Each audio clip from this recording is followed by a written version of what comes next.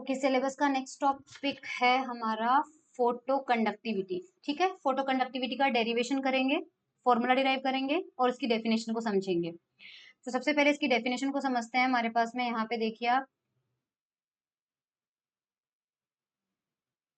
Photo conductivity का मतलब क्या होता है। Photo conductivity is the phenomenon where the electrical conductivity of a semiconductor material increases when it is expose to light. कोई semiconductor है, उसके पास, हमें पता है सेमीकंडक्टर भी इलेक्ट्रिसिटी के कंडक्ट मतलब इलेक्ट्रिसिटी कंडक्ट करते हैं इन सम सर्कमस्टांसेस। सो सेमीकंडक्टर मटेरियल की सपोज कोई इलेक्ट्रिकल कंडक्टिविटी है हमारे पास में, अगर उस पर लाइट डाल दी जाती है तो लाइट डालने से उसकी इलेक्ट्रिकल कंडक्टिविटी जो है वो इंक्रीज हो जाती है। इस प्रोसेस को या इस फिनोमिनन को बोलते हैं photo conductivity. This effect is a result of generation of electron hole pairs when photons are absorbed by the semiconductor material। ऐसा क्यों होता है? क्योंकि जब लाइट डालते हैं तो लाइट के पास फोटोन होते हैं और वैलेंस बैंड से जो इलेक्ट्रॉन होते हैं वो उन फोटोन को अब्सॉर्ब करते हैं और कंडक्शन बैंड में चले जाते हैं, जिसकी वजह से इलेक्ट्रॉन होल का पेयर बन जाता है और वो इलेक्ट्रिसिटी कंडक्ट करने में हेल्प करता है। अब कुछ की फीचर्स हमें इसके बारे में पता होने चाहिए। एनर्जी बैंड हम जानते ही हैं, सेमीकंडक्टर के पास में जो बैंड स्ट्रक्चर होता है उसमें वैलेंस बैंड होता है और कंडक्शन बैंड होता है। इलेक्ट्रॉन्स जो होते हैं वैलेंस बैंड में होते हैं, एटम से बाउंड होते हैं, और जो कंडक्शन बैंड में होते हैं वो फ्री होते हैं और वही इलेक्ट्रिकल कंडक्टिविटी को कंट्रीब्यूट करते हैं। सबसे पहली चीज ये पॉइंट इसलिए लिखा गया है कि जो इलेक्ट्रॉन्स वैलेंस बैंड में है वो हमारे किसी काम के नहीं है, जो कंडक्शन बैंड में जा रहे हैं सिर्फ वो हमारे कंडक्टिविटी में कंट्रीब्यूट करेंगे। सेकेंड हमारा फोटोन अब्जॉर्प्शन क्या है।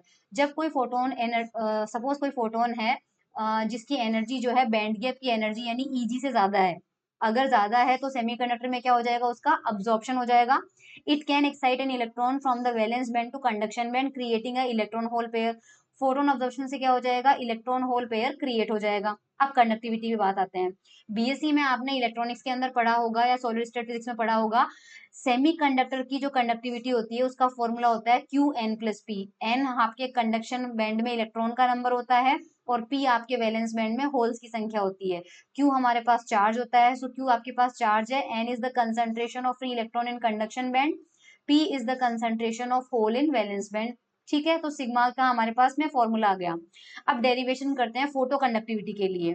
तो इसमें सबसे पहले हमारे पास generation of electron hole pair को करते हैं अंडर इल्यूमिनेशन। इल्यूमिनेशन का मतलब जब हमने लाइट डाला तो लाइट डालने से इलेक्ट्रॉन होल पेयर का जनरेशन हुआ, उसकी rate of generation, rate of generation को मतलब पर यूनिट टाइम में कितने होल पेयर जनरेट हुए हैं, उसको हम लिख सकते हैं आई बाय आई जी। इसका फॉर्मूला ध्यान रखना, इसका फॉर्मूला ऐसा इसलिए बना है क्योंकि इलेक्ट्रॉन होल पेयर जो है सपोज की रेट जी है, तो जितनी ज्यादा इंटेंसिटी की लाइट अपन डालेंगे उतनी ज्यादा मात्रा में फोटोन अब्सॉर्ब होंगे और उतनी ज्यादा मात्रा में इलेक्ट्रॉन एक्साइट होंगे। तो जी किसके प्रोपोर्शनल होगा, आई के प्रोपोर्शनल होगा। ये चीज आपको समझनी है कि आई जो है इंसिडेंट लाइट की इंटेंसिटी है। इंटेंसिटी जितनी ज्यादा होगी फोटोन्स उतने ज्यादा मिलेंगे सेमीकंडक्टर को, जितने ज्यादा फोटोन मिलेंगे उतने ज्यादा इलेक्ट्रॉन होल के पेयर जनरेट होंगे। सो ये जो जी है which is the rate of generation of electron hole pair, it is directly proportional to I.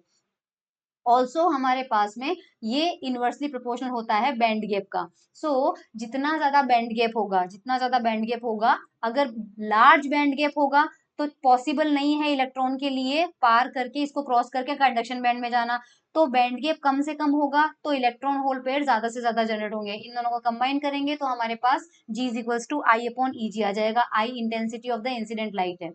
Now होगा क्या कि चलो मान लिया कि यहाँ से नीचे से इलेक्ट्रॉन निकल के ऊपर चला गया और पीछे होल बन गया, तो जैसे जैसे इलेक्ट्रॉन होल पेयर बनते जाते हैं उसमें से सारे इलेक्ट्रॉन होल पेयर जो होते हैं वो कंडक्टिविटी में कंट्रीब्यूट नहीं करते हैं। कुछ इलेक्ट्रॉन होल क्या करते हैं, वापस से रिकम्बाइन हो जाते हैं। प्रीवियस कुछ टॉपिक में हमने रिकॉम्बिनेशन का मैकेनिज्म पढ़ा है। रिकॉम्बिनेशन ऑफ चार्ज करियर क्या होता है, not all the generated electron hole pairs contribute to conductivity. Conductivity में सारे इलेक्ट्रॉन होल पेयर कंट्रीब्यूट नहीं करते हैं बिकॉज दे कैन रिकम्बाइन, वो वापस रिकम्बाइन होकर न्यूट्रल बन जा सकते हैं। इसलिए हमें रेट ऑफ रिकॉम्बिनेशन भी लेनी पड़ेगी और रेट ऑफ रिकॉम्बिनेशन जो है वो हमारे पास है अल्फा एन पी। वाई, अब देखो रिकॉम्बिनेशन रिकॉम्बिनेशन के लिए क्या चाहिए?